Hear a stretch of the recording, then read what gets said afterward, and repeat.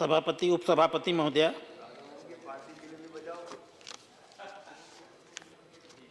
देश की आज़ादी का इतिहास ये बताया जाता है कि 1857 में पहली आज़ादी की लड़ाई लड़ी। ये एक अधूरा इतिहास था। पूरा इतिहास ये था, हंसाइए मत, पूरा इतिहास ये था सभापति महोदय कि 1784 में इस देश की आज़ादी के लिए पहला बलिदान हुआ था। वो बलिदान था भागलपुर के तिलका मांझी का। आप जानते होंगे, मांझी उनकी जात नहीं थी। मांझी का अर्थ था उस समुदाय का नेता, प्रधान। तिलका मांझी ने जब अंग्रेजों के खिलाफ विद्रोह किया, हम सब शर्म से हमारा माथा झुक जाएगा, 4 घोड़ों की पूंछ में बांध करके 7 किलोमीटर उन्हें सड़क पर दौड़ाया गया। पूरा शरीर लहूलुहान हो गया और भागलपुर की कलेक्ट्री में ले जा करके उनको बरगद के पेड़ में फांसी दे दी गई।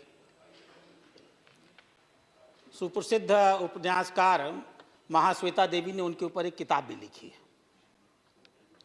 तिलका मांझी, नाम जरूर मांझी जोड़ा गया था, मूलतः उनका नाम था तिलका मुर्मू। संथाल समाज की थी और संथाल समाज के थे और मुर्गू उनका गोत्र था। इस देश की आज़ादी के लिए पहला बलिदान और पहला शहीद इस देश में कोई हुआ तो तिलका मुर्मू नाम का व्यक्ति हुआ।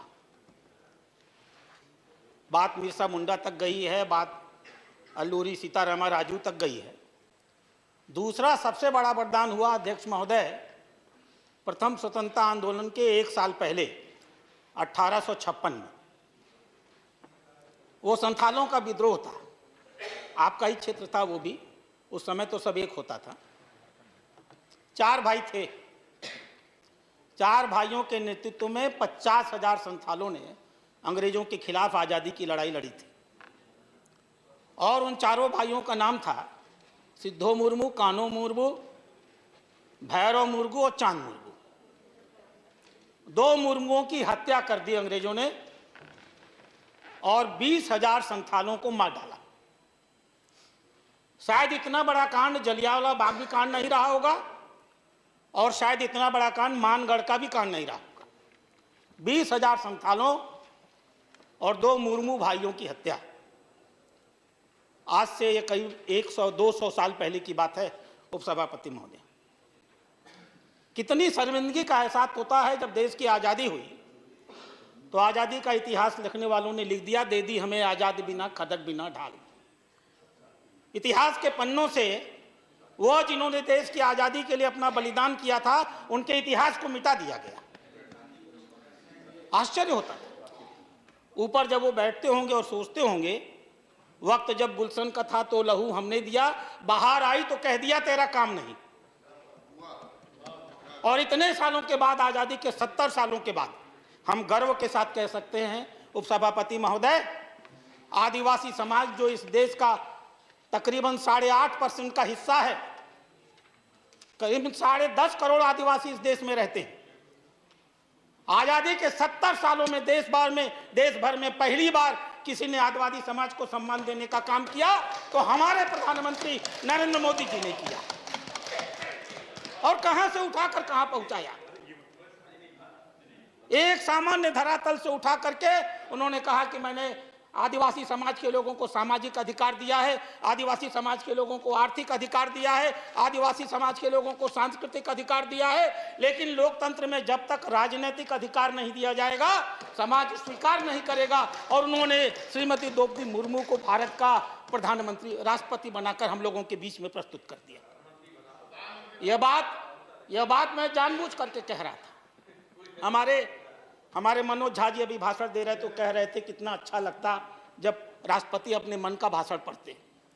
मैं सुन रहा था, तमिलनाडु के लोगों को एक गवर्नर अपने मन की बात बोल देता है तो पूरा तमिलनाडु परेशान हो जाता है और आप चाहते हैं कि राष्ट्रपति बोल दे। पहले गवर्नर्स को बोलने देने का अधिकार दीजिए, फिर ये अधिकार।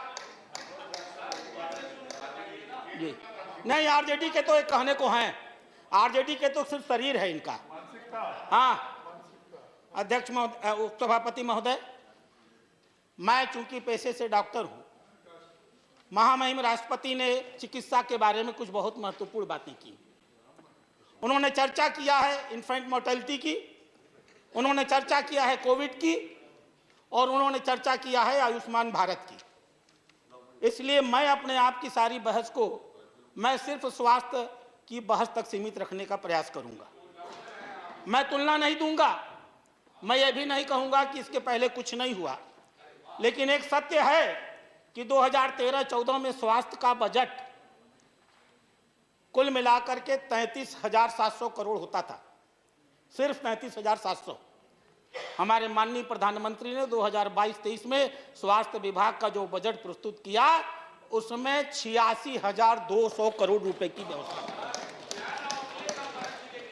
2013-14 में इस देश में प्रति व्यक्ति स्वास्थ्य का खर्चा 1,042 रुपया होता था। मैं नहीं नकार रहा हूं कि इसके पहले खर्चा नहीं होता था, 1,42,000। 2022-23 में हमारे प्रधानमंत्री ने जो बजट प्रस्तुत किया, एक व्यक्ति के ऊपर 1,815 रुपए का खर्चा सो किया। इस देश में स्वास्थ्य बीमे को लेकर के जो खर्चा होता था 2013-14 में कुल 4,756 करोड़ रुपए होते थे। हमारे प्रधानमंत्री ने 2022-23 में जब बजट प्रस्तुत किया तो स्वास्थ्य बीमे को लेकर के उन्होंने 12,860 करोड़ रुपए की व्यवस्था किया। उनके प्रधानमंत्री के बनने के पहले इस देश में 387 मेडिकल कॉलेज थे। आज हम गर्व के साथ कह सकते हैं माननीय मोदी जी की यह देन है, इस देश में 648 मेडिकल कॉलेज। माननीय प्रधानमंत्री के प्रधानमंत्री बनने के पहले इस देश में एमबीबीएस की सीटें 55,348 सीटें थी। आज हम गर्व के साथ कह सकते हैं 8 साल के कार्यकाल के अंदर हमारे मोदी जी ने उन सीटों को बढ़ा करके 96,077 सीटें कर दिया। हमारे प्रधानमंत्री बनने के पहले इस देश में 6 एम्स हुआ करते थे, आज हम 24 एम्स पाने के अंतर में। इसका फल क्या हुआ? इसका फल हुआ कि मोदी जी के पहले जब माताएं गर्भवती होती थी तो 1 लाख में 137 महिलाओं की मृत्यु हो जाती थी। आज वो मृत्यु की संख्या घट करके 97 हो गई है। इसका अर्थ यह हुआ कि जो 5 साल के बच्चे होते थे उनमें 1000 में से 49 बच्चे मर जाते थे। आज उन मौतों की संख्या घट करके 32 हो गई है। इसका अर्थ यह हुआ कि 1 साल का बच्चा जब इस देश में पैदा होता था तो कम से कम उनमें से 32 बच्चे मर जाते थे, 45 बच्चे मर जाते थे, और आज उनके मरने की संख्या 28 हो गई। स्वास्थ्य विभाग के जितने भी आंकड़े हैं सब ऑफिशियल हैं। नेशनल फैमिली हेल्थ सर्वे 4 और नेशनल फैमिली हेल्थ सर्वे 5, उन आंकड़ों ने बताया है कि इंस्टीट्यूशनल डिलीवरी का परसेंटेज कितना बढ़ गया, ब्रेस्ट मिल्क की परसेंटेज कितनी बढ़ गई, वैक्सीनेशन का दर कितना अधिक देश में बढ़कर चला गया, किस प्रकार से डॉक्टर पेशेंट रेशियो बदल गए। 2014 में उपसभापति महोदय 2,083 नागरिकों के बीच में एक डॉक्टर होता था। और जिस जादू की छड़ी की बार बार वो लोग बात करते हैं, कौन सी जादू की छड़ी? मोदी जी की जादू की छड़ी थी। 2014 में 2,083 पर एक डॉक्टर और 2022 में 834 नागरिकों पर एक डॉक्टर। इसी को जादू की छड़ी कहते हैं जो उन्होंने किया। स्वास्थ्य सेवाओं में जिस प्रकार का उन्होंने आमूलचूल परिवर्तन किया और निःशुल्क किया।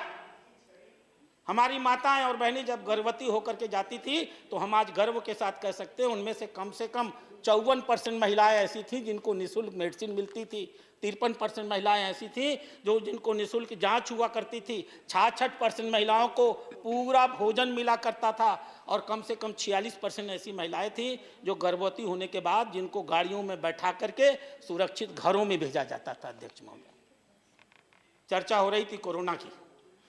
कोरोना जब आया था तो विश्व बैंक के जो चेयरमैन, उन्होंने कहा था कि कोरोना इतना भयावह है कि करीब करीब 5 करोड़ लोग इस कोरोना के नाते एक्सट्रीम पॉवर्टी में चले जाएंगे, और उनकी सबसे बड़ी संख्या भारतवर्ष में हुई।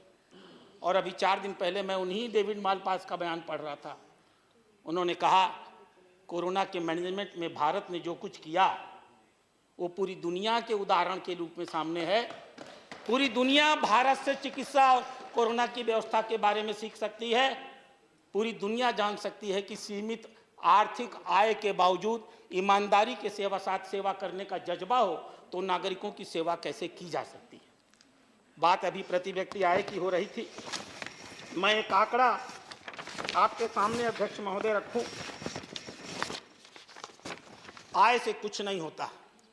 अमेरिका की प्रति व्यक्ति आय 57 लाख रुपया है। स्वास्थ्य पर खर्चा 9 लाख रुपया प्रति व्यक्ति है। कोरोना से मरने वालों की संख्या 1 लाख में 336। इंग्लैंड की प्रति व्यक्ति आय 38 लाख रुपए है। स्वास्थ्य पर होने वाला खर्चा 3,54,000 रुपए प्रति व्यक्ति है। कोरोना से मरने वालों की संख्या 1 लाख में 321 है। स्विट्जरलैंड की प्रति व्यक्ति आय 74 लाख है। प्रति व्यक्ति स्वास्थ्य का खर्चा 7,93,000 है और कोरोना से मरने वालों की संख्या 1 लाख में 64 है। 1 लाख में 164। और भारतवर्ष 2020 में आज हमारी आय 1,97,000 हो गई, जैसा माननीय वित्त मंत्री ने बताया था। 2 साल पहले हमारी आय 1,50,000 होती थी। प्रति व्यक्ति स्वास्थ्य पर खर्चा 5200, सिर्फ 5227। कहाँ 7 लाख 5 लाख। भारत का प्रति व्यक्ति स्वास्थ्य खर्च सिर्फ 5227 रुपए। और उपसभापति महोदय, मरने वालों की संख्या 1 लाख में सिर्फ 38। गौर कीजिए, जब कोरोना आया तो इस देश में न तो किट थे, न पीपी किट था, न जांच की लेबोरेटरीज थी, न स्वाब था, न फेस मास्क था, न यह N95 था। और हमें बजट में हमें कस्टम ड्यूटी में परिवर्तन करके, कस्टम फ्री करके इन चीज़ों को मंगाना पड़ता था। लेकिन आप लोग कहते हैं ना क्या जादू की छड़ी है, यही जादू की छड़ी मोदी जी की थी। 11 मई आते आते इस देश में 87,20,000 लीटर सैनिटाइजर तैयार हो गया। इस देश में 41,91,000 पीपी किट तैयार हो गए। इस देश में 75 लाख N95 के मास्क तैयार हो गए। इस देश में कैटेगरी 1 का कोविड डेडिकेटेड हॉस्पिटल 163 था, बढ़ करके 4,096 हो गया। इस देश में एक भी कोविड के हेल्थ सेंटर नहीं थे, बढ़ करके 9,954 हो गए। ऑक्सीजन प्रोडक्शन की कैपेसिटी 1,000 टन प्रतिदिन थी। लोग ऑक्सीजन की कमी के नाते परेशान होते थे। हमने मई के आते आते इसकी संख्या बढ़ा करके 20,000 टन प्रतिदिन कर दी। इस देश में 50,000 ऑक्सीजन बेड हुआ करते थे, हमने बढ़ाकर उनको 3,81,000 ऑक्सीजन बेड कर दिया। इस देश में 47,000 वेंटिलेटर होते थे, आज 1 लाख वेंटिलेटर हो गए। इस देश में 2500 ICU होती थी, मोदी जी ने बढ़ा करके 1,13,000 कर दिया। तकरीबन इस देश में 41,000 आइसोलेशन बेड थे, आज देश में 17,17,000 आइसोलेशन बेड्स हैं। यहाँ तक कि रेल कोचेस को हम लोगों ने आइसोलेशन बेड में बदल दिया था। इसे कहते हैं मोदी जी का जादू। और यह जादू सिर्फ इलाज में नहीं चला था अध्यक्ष महोदय, दुनिया त्राहिमाम कर रही थी, अर्थव्यवस्था टूट रही थी, लोगों के अंदर मंदी आ रही थी, व्यवस्थाएं नहीं हो पा रही थी। उस चुनौती के दौर में एक और माननीय प्रधानमंत्री ने मार्च में घोषित किया लॉकडाउन, और दूसरी ओर उन्होंने मार्च में ही घोषित किया स्टिमुलस 1,70,000 करोड़ का, और घोषित किया प्रधानमंत्री अन्य कल्याण योजना। और समाज के हर वर्ग की चिंता की उन्होंने। गरीब वर्ग के लोगों को 5 किलो अनाज मिले, वरिष्ठ नागरिकों विधवाओं को 1,000 रुपया 3 महीने तक दिया जाए, 7.5 करोड़ किसानों के खातों में 2,000 रुपया तुरंत डाल दिया जाए, 100 से कम स्थानों में 15,000 से कम के वेतन पाने वालों के PPF अकाउंट में 24% डाल दिया जाए, 63 करोड़ सेल्फ हेल्प ग्रुप्स के अकाउंट में 10 लाख की जगह 20 लाख रुपए लेने की, कोलेट्रल फी लेने की छूट दे दी जाए। PF अकाउंट से महामारी के आधार पर लोग अपने वेतन का, अपने PF का 75% या वेतन का 3 महीने का पैसा निकाल सकें, इसके लिए छूट दे दी गई। और बात यहीं नहीं रुकी, मई आते आते माननीय प्रधानमंत्री ने 20 लाख के स्टिमुलस पैकेज की घोषणा किया, 20 लाख करोड़ के, मैं क्षमा चाहूँगा 20 लाख करोड़ के। और मैं स्टेट बैंक ऑफ इंडिया, उनकी क्या सुविधाएं थी 20 लाख करोड़ में, मैं पढ़ूंगा तो उपसभापति महोदय शायद आप मुझे इसका अनुमति न दें। उस 20 लाख करोड़ के अंदर उन्होंने 3 लाख करोड़ रुपए कोलेट्रल फ्री 45 लाख एमएसएमई को दे डाला और काम करने की तेजी समझिए माननीय नागर जी। हम सीख सकते हैं कोई व्यक्ति कैसे जादू की तरह, जादूगर की तरह काम करता है। 13 मई को घोषणा हुई, 20 मई को कैबिनेट से डिसीजन हुआ, 23 मई को ऑपरेशनल गाइडलाइन निकल गई, 26 मई को फंड के क्रिएट को रजिस्टर्ड कर दिया गया और 5 अगस्त आते आते इस पैसे का वितरण हो गया। Time is over. मैं अपनी बातें मैं समझ सकता हूं, आप इस बात को कहेंगी कि समय अधिक हो गया और मैं नियमों को तोड़ने का आदी नहीं हूं। अध्यक्ष महोदय, उपसभापति महोदय, हमने कोरोना के दौरान ही वेलनेस सेंटर शुरू किया था। आज इस देश में 1,09,000 वेलनेस सेंटर हैं। हमने देश की सबसे बड़ी स्वास्थ्य बीमा योजना प्रारंभ की और इस देश के 50 करोड़ नागरिकों को निःशुल्क बीमा की छूट दी और आज हम गर्व के साथ कह सकते हैं 4,18,00,000 नागरिकों ने स्वास्थ्य की छूट ले ली। मैं अपनी बातें समाप्त करूंगा। अंत में सिर्फ एक बात कह करके, हम गरीब जरूर कहे जाते होंगे लेकिन हम दिल से गरीब नहीं हैं।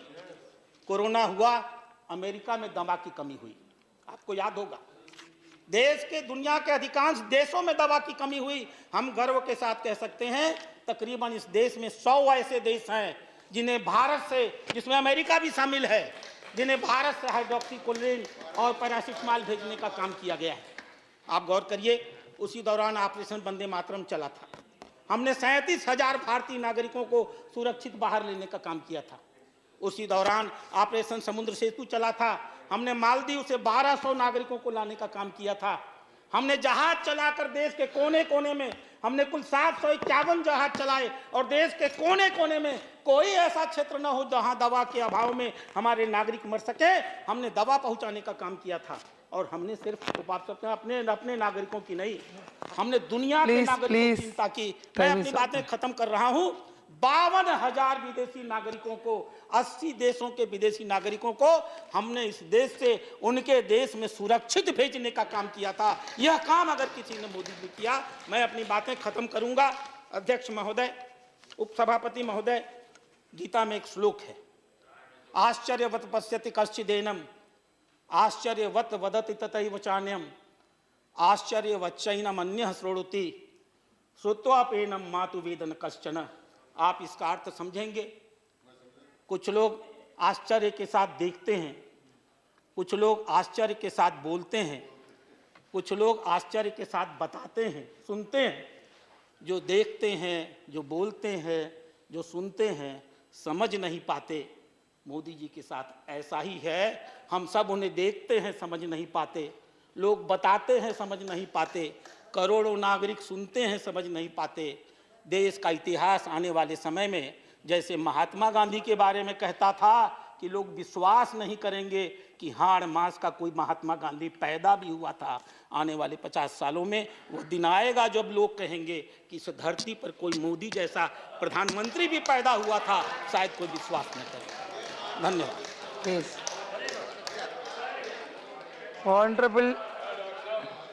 ऑनरेबल श्रीमती सुलता दे।